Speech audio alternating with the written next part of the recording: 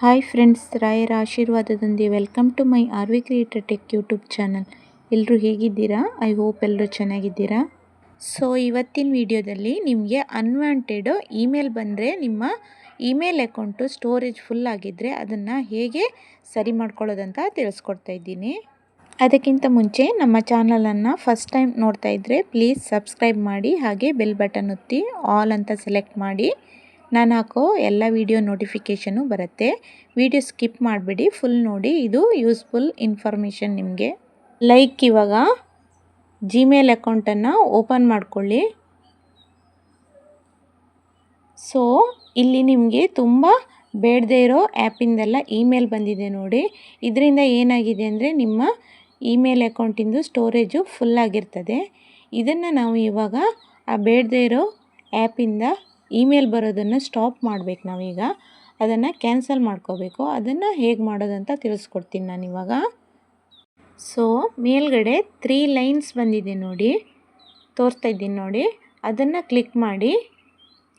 Next ಇಲ್ಲಿ ಸ್ವಲ್ಪ scroll ಮಾಡಿ ಕೆಳಗಡೆ ಬನ್ನಿ. ಇಲ್ಲಿ ಮ್ಯಾನೇಜ್ ಸಬ್ಸ್ಕ್ರಿಪ್ಷನ್ ಅಂತ ಆಪ್ಷನ್ ಇದೆ ನೋಡಿ, ಅದನ್ನು ಕ್ಲಿಕ್ ಮಾಡಿ. ಇವಾಗ ಈ ಥರ ಇಂಟರ್ಫೇಸ್ ಬರ್ತದೆ.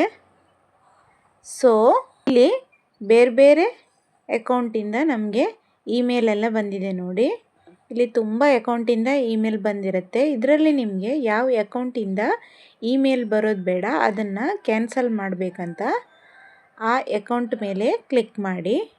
ನೆಕ್ಸ್ಟ್ ಈ ಥರ ಇಂಟರ್ಫೇಸ್ ಬರ್ತದೆ. ಮೇಲ್ಗಡೆ ಅನ್ಸಬ್ಸ್ಕ್ರೈಬ್ ಅಂತ ಆಪ್ಷನ್ ತೋರಿಸ್ತಾ ಉಂಟು ನೋಡಿ, ಅದನ್ನು ಕ್ಲಿಕ್ ಮಾಡಬೇಕು.